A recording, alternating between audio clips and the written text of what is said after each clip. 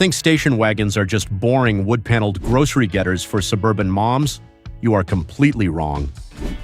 Long before sport utility vehicles dominated the highways, automakers built some of the most dangerous, bizarre, and mind-blowing wagons the world has ever seen. We are talking about a rolling greenhouse that literally baked its passengers alive, and a $30 million V12 Ferrari built strictly to exact revenge on Enzo Ferrari himself. Today, we expose the top 10 rarest and weirdest classic station wagons ever produced. You must watch until the very end to see that Ferrari monster. Hit subscribe. Now, let us ride. Let us kick things off with a masterpiece of 1950s elegance that hit a major engineering headache: the Buick Century Caballero.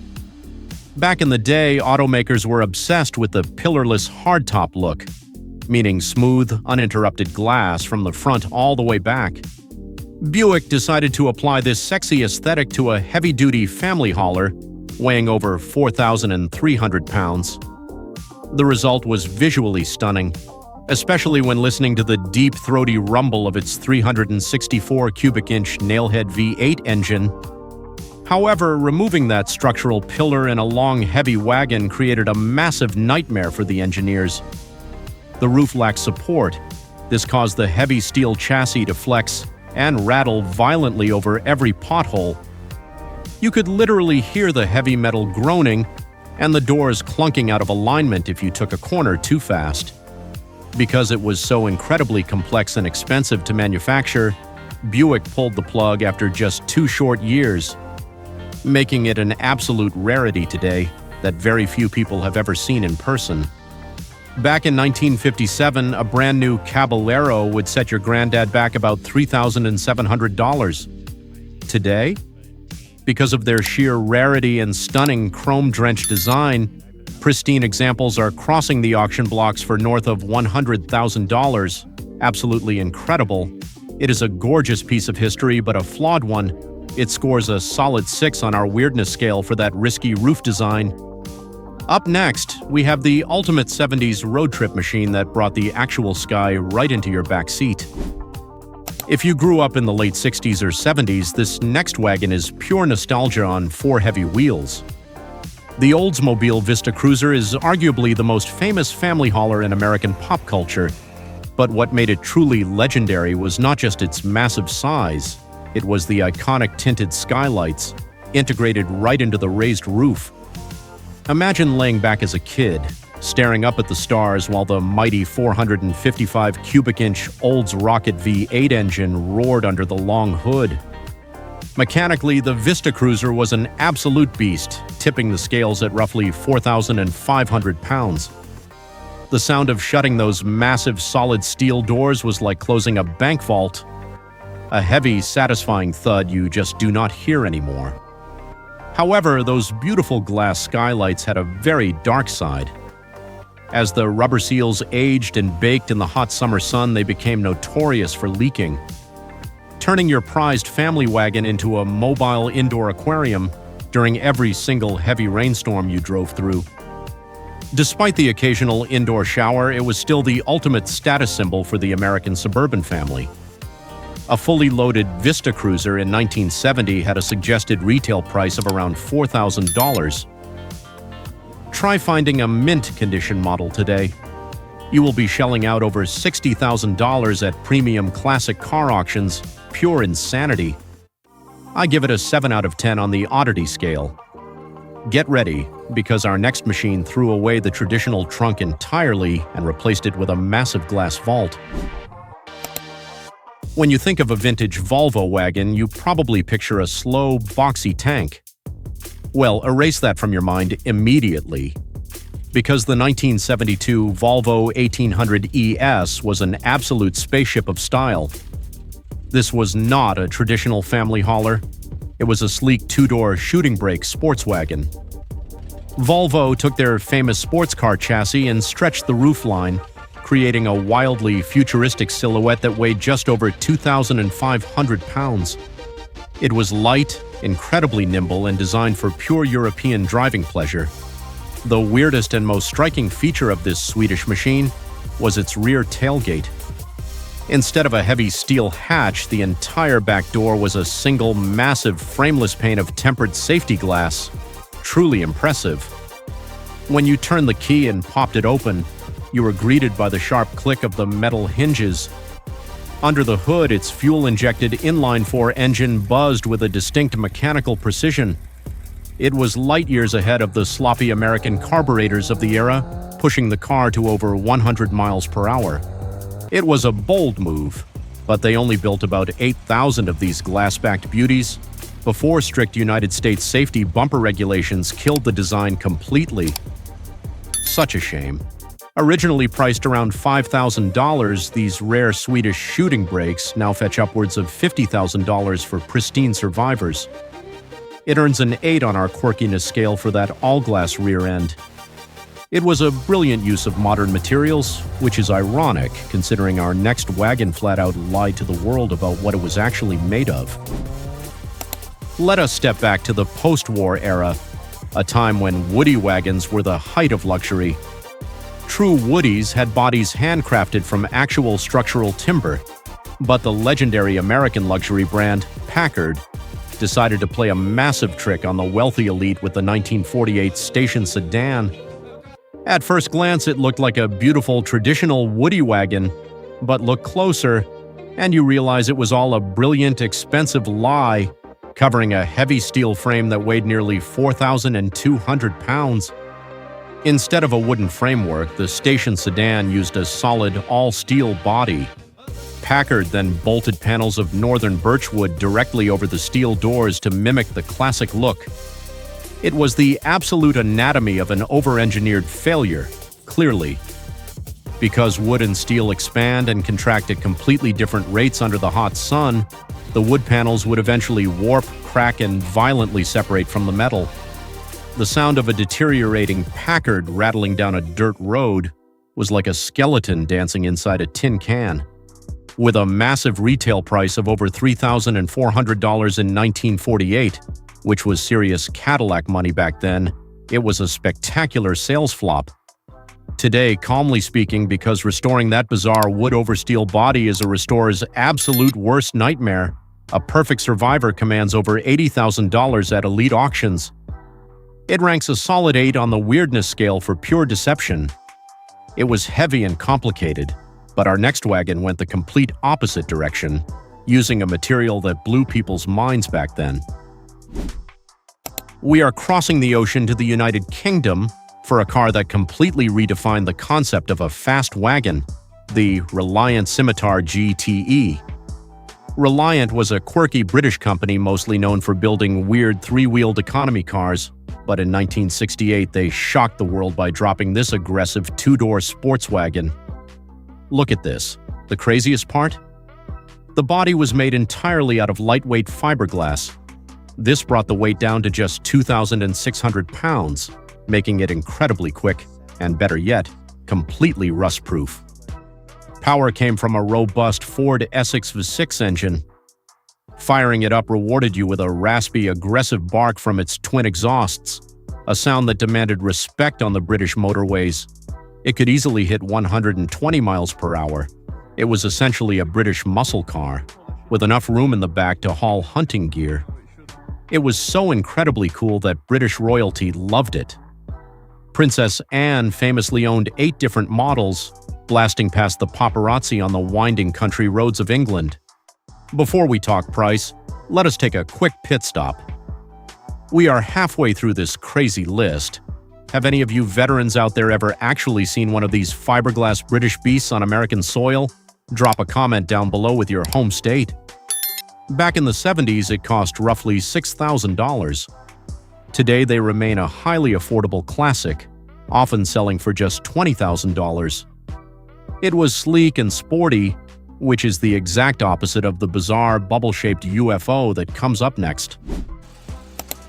Welcome to 1977, the year the American Motors Corporation looked at conventional car design, laughed out loud, and built the Pacer wagon. If you thought the standard Pacer was weird, the wagon variant took the flying fishbowl aesthetic to a whole new level of absolute insanity.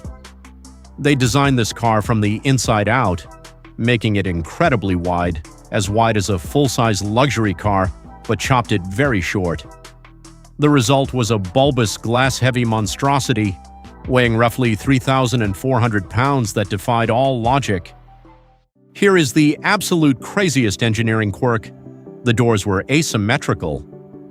The passenger side door was actually 4 inches longer than the driver's side door, supposedly to make it easier for kids to climb into the back. Underneath the hood sat a heavy, sluggish inline-six engine. It sounded like an asthmatic farm tractor when you stepped on the gas.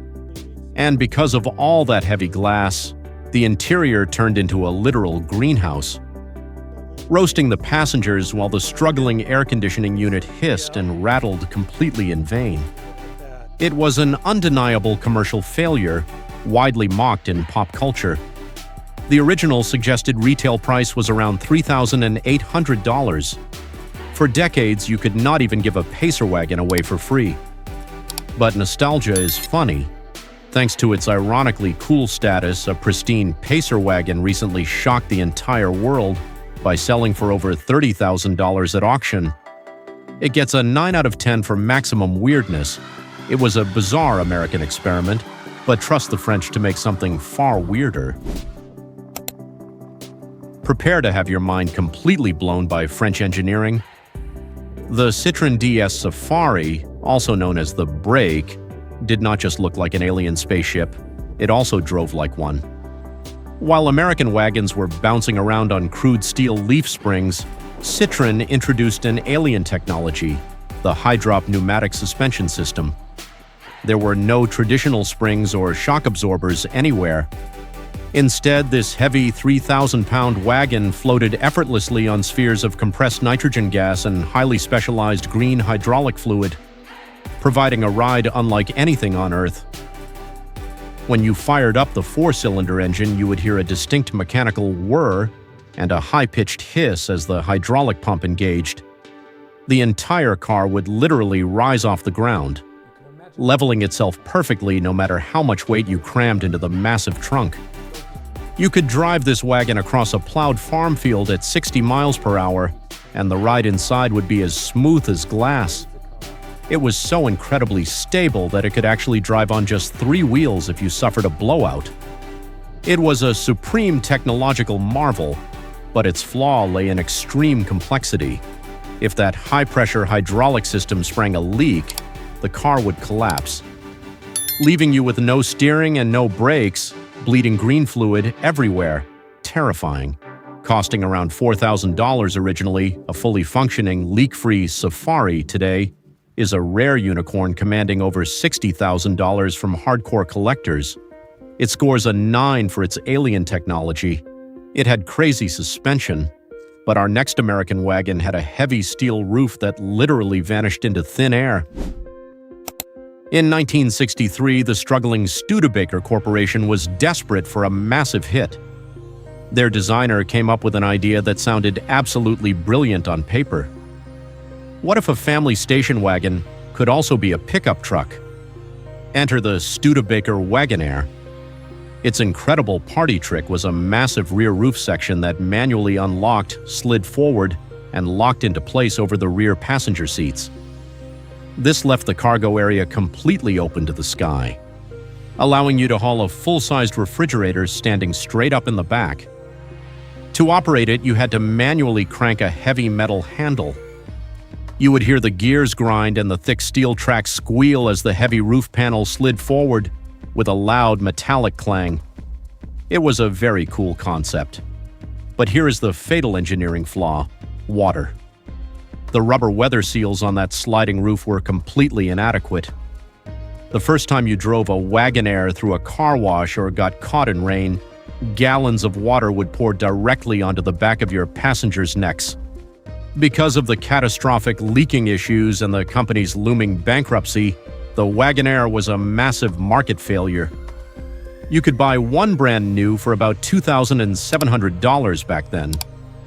Today, finding one where the floorboards have not completely rusted out from all the leaks is incredibly rare, pushing auction prices to around $35,000. It scores a solid 9 for its disastrous roof. It was a noble failure, but our next car is a legend that many people falsely believe Henry Ford built. It is time for some serious automotive myth-busting.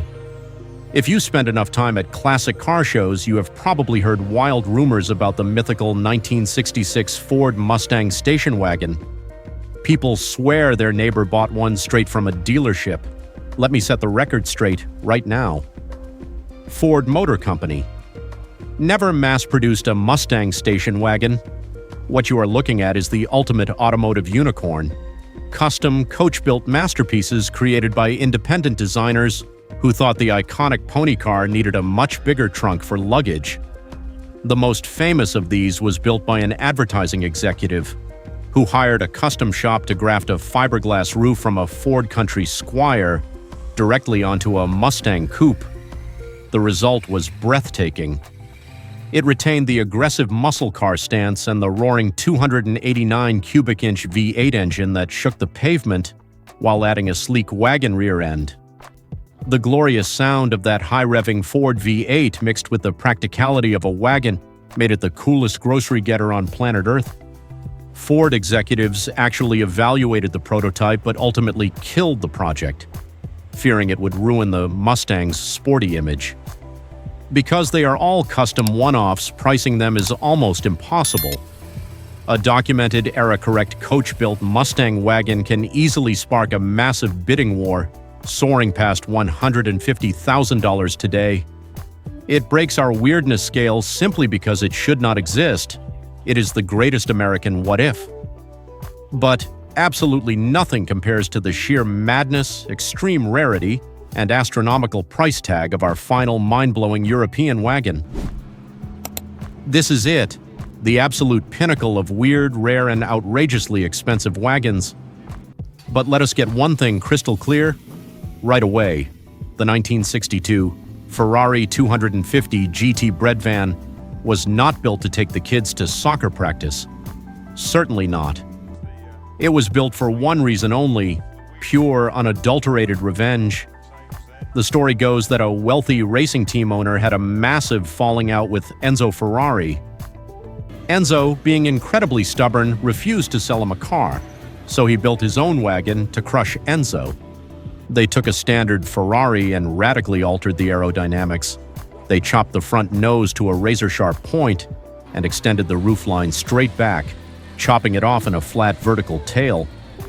The press mocked its bizarre shape, dubbing it the bread van. But the laughing stopped instantly when they fired up that 3-liter V12 engine. The sound was deafening, a violent mechanical symphony of screaming carburetors and raw exhaust that literally made the ground tremble. Weighing just 2,000 pounds, it easily hit 170 miles per hour. It was lighter, more aerodynamic, and significantly faster down the straights than Enzo's prized racing cars. It is a one-of-one masterpiece of pure automotive rebellion. You cannot put a standard retail price on pure spite. Today, this single glorious freak of nature is considered one of the most valuable cars on the entire planet. If the bread van ever went to a public auction, experts estimate it would completely shatter records, easily commanding upwards of $30 million. It is the ultimate proof that the weirdest ideas are the most valuable. From sliding roofs that soaked your entire family to a screaming V12 Ferrari built strictly out of spite, the history of the station wagon is packed with wild, forgotten legends. Now, I have a question for you. If you were handed the keys to just one of these machines for a free cross-country road trip, which would you choose? Let me know your absolute favorite in the comments below. Do not forget to smash that like button, hit subscribe, and keep the rubber side down. See you next time.